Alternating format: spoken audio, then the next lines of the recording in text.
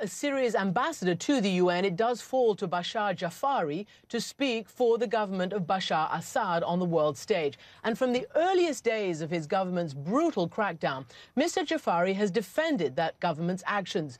Now, the usually taciturn Syrian government is now trying to flood the zone, as we're all saying, with its case, just as the Obama administration is doing with its case, ahead of the congressional debate next week. On Monday, Bashar Ja'afari made this plea to the United Nations. He said the Syrian government calls on the Secretary General to shoulder his responsibilities for preventing any aggression on Syria. Bashar Ja'afari joins me now live from the United Nations in New York. So, Mr. Ambassador, welcome. Thank you very much for having me. Mr. Ambassador, you just heard what Wolf has been talking to with the congressional and White House correspondents. That is a formidable array of diplomatic and political power and military power that's arrayed now against Syria. You see who's going to be testifying today, later, right after our interview. Military, the Secretary of State, the Secretary of Defense. Is your government fully aware of how vulnerable it is to the might of the United States and its allies? Are you prepared and are you aware that many of your significant military facilities are possibly going to be destroyed?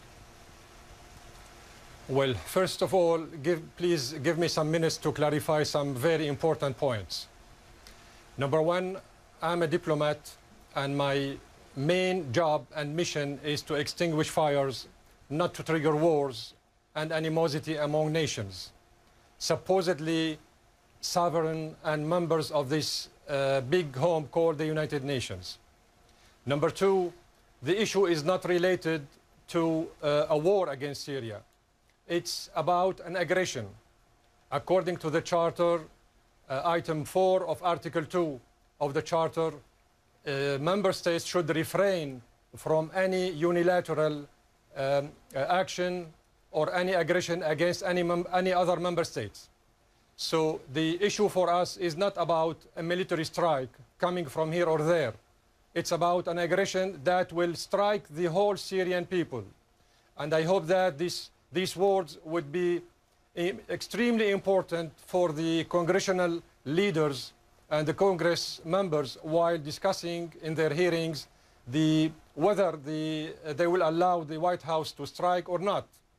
We are all in Syria now we are all victims of any escalation of the situation. You cannot save children by killing children and civilians. Mr. Ja'afari, so how will it affect the morale of your government if and when the US takes this action and a lot of your military facilities will be destroyed? They're not saying they're going in as an invading force, but you've seen these actions in the past. You've seen it in other places, cruise missiles, other strikes. They can be devastating. Are you afraid of defections of the government and its allies sort of collapsing? We are not warmongers. We are not war advocates. We are a peaceful nation, a small nation, and we don't pretend to be equally strong enough to confront the United States military. This is not the case. We are a victim of any aggression that might happen at any time. We are mainly and keen interest in guarding the interest of our people and preventing any aggression.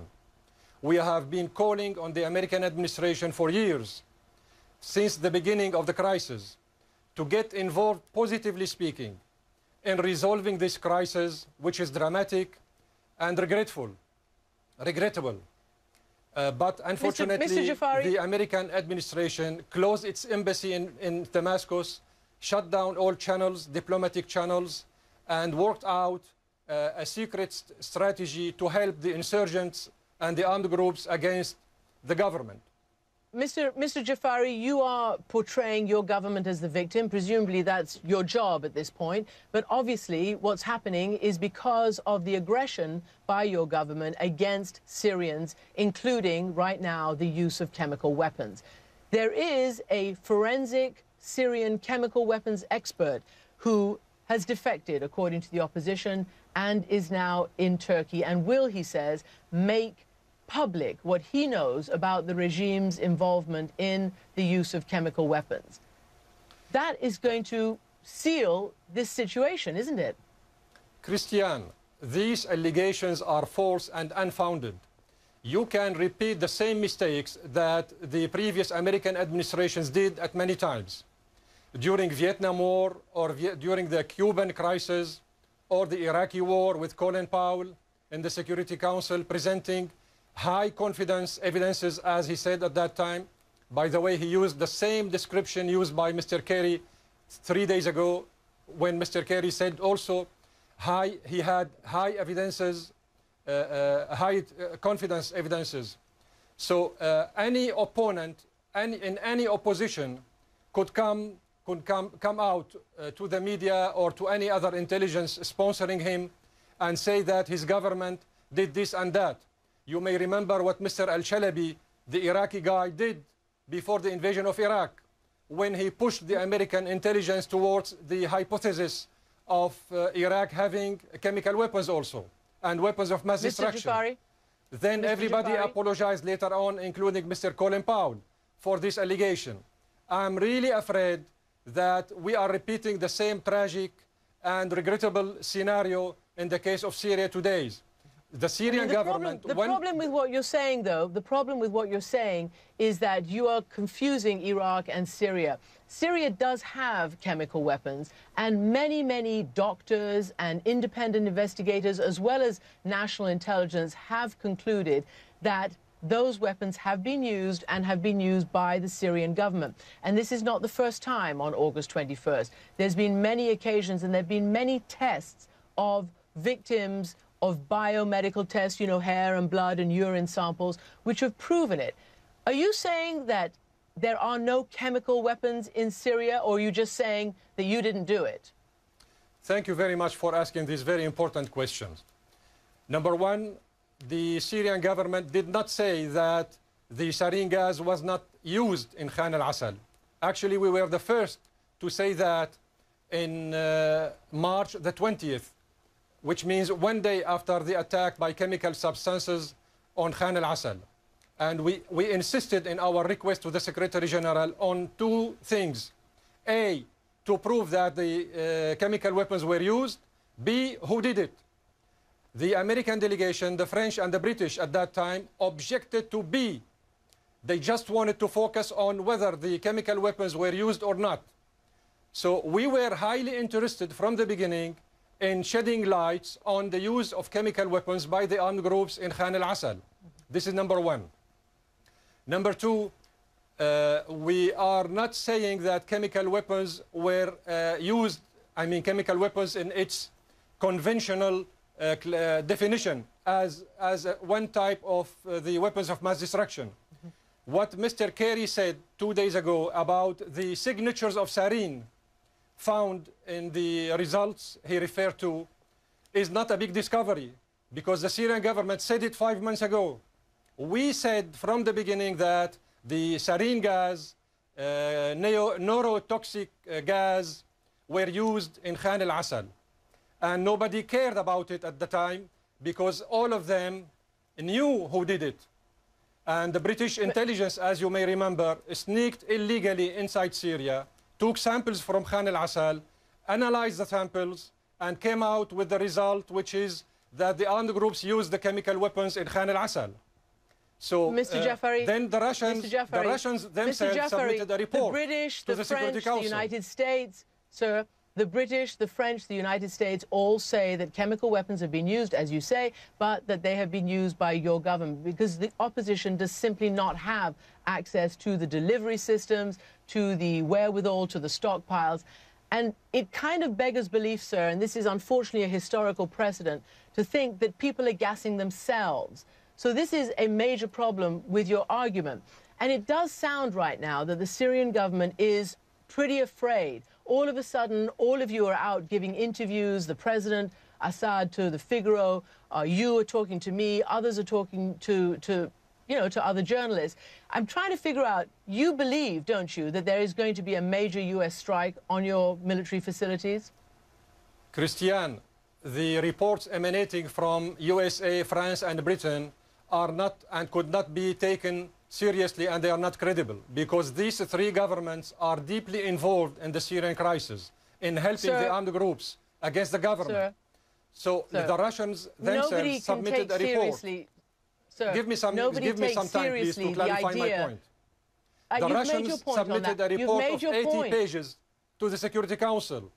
The Judge Del Ponte from Geneva testified that, according to her information, the armed groups used the chemical weapons in Khan al-Assal. So please, we have other resources of information who say exactly the opposite of what the American and the British and the French are saying. And then why anticipating on the results of the team of investigators who are currently working very seriously on obtaining results of their mission in Syria? Why preempting the results by this kind of irresponsible anticipation? Why preparing the ground for an illegal military aggression against Syria? Let us wait and see what would be the results of the investigative team. Well, they seem to say they have taken a lot of samples, and as I say, yet again, sorry to keep repeating myself, but there have been many, many tests done over the last year or so, because you haven't used them just once, you've used them several times, according to intelligence and according to opposition figures. So again, if indeed, given what's going on, would Syria agree to a proposal that's happening and being floated right now to allow the UN or others to come in and simply remove all your stockpiles, all chemical weapons from Syria? This is not the issue right now. The issue right now is about preventing the American aggression against my country. Then any related issue to the weapons of mass destruction could be examined seriously later on. I would like to remind you that Syria, when it was member of the Security Council in 2003, submitted a draft resolution to the Security Council on the establishment of a zone free from all weapons of mass destruction. And we were objected to at that time by the American delegation. So we are keen interest in having all weapons of mass destruction out of the area of the Middle East, including the Israeli nuclear armament, which is the most dangerous weapon of mass destruction. All right, let me ask you this, sir. Nobody believes you, basically, because everything you've said, not just you, but I mean your government, and you speak for your government, everything you've said over the last 2.5 years have simply been, swatted away by the facts. You have simply escalated this war and the use of different weapons, conventional and now non-conventional. And so you are in a very, very weak situation in terms of having the credibility on your side. You're trying to say that it's the others who are using them and not you. Can I ask you, because there are countries which favor you, such as Russia, China, the others, are you getting military or intelligence help from the Russians? Christiane, in terms of what's going on now? I'm really worried at hearing these bellicose talks in the American media. The media is a very important weapon of mass destruction also. So the media, I don't think you whether can say in America that. or outside, you should lead the public opinion towards the right path. We don't need wars or aggression in the area. We are fed up with wars. The American people are fed up with wars. You have had thousands of American soldiers killed in our area, in Iraq, in Afghanistan, in Libya, elsewhere, in Lebanon. We don't need wars. We need peaceful settlement of conflicts according to the Charter of the United Nations. All right, Mr. Ja'afari, the problem is you're prosecuting this war. You're prosecuting this war, and the way you have put it out is that you are fighting against terrorists. That is your government's position. So that's how you've been justifying it. But here's the thing: even your Arab brethren, even the Arab League, has said that the use of chemical weapons is obviously illegal, and those who use them, and they also believe that it has been the Syrian government. They've kicked you out of the Arab League. Those who use them should be tried like war criminals. I guess I want to know, in our final minute or so, how do you sleep at night, Mr. Ja'afari, defending a regime, a government that has caused so much bloodshed and that has really crossed the line from any kind of civil war into weapons of mass destruction, into one of the highest crimes of international law? How do you personally sleep at night? I believe that the use of chemical weapons or biological weapons or nuclear weapons is a horrible, appalling crime.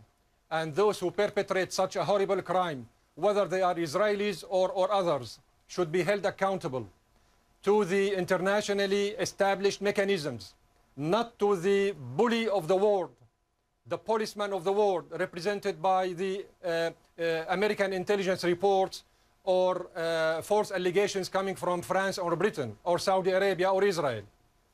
We are in favor of a peaceful settlement of all the conflicts in the area.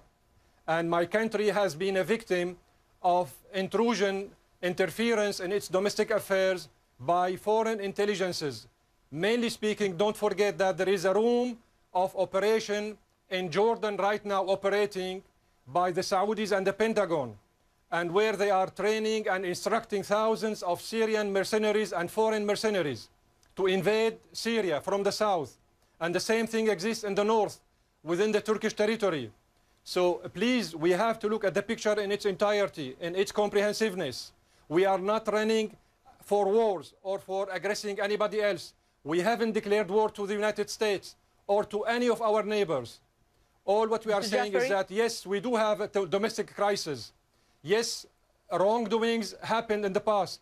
Yes, injustices took place in Syria in the past. We need to correct this. And we believe in what Obama said as his logo in the elections. A change, yes, we can. And yes, we need in Syria itself as well as outside of Syria. The whole area needs peace. We don't need further wars. We don't need further destabilization. After all this bloodshed that would happen sooner or later, all the victims will be innocent, whether they are Mr. Americans, Ja'afari. Syrians, Iranians, Turkish, and Saudis, or Jordanians. Our own sons will be the victims. Ambassador Ja'afari, thank you for joining me. Thank you.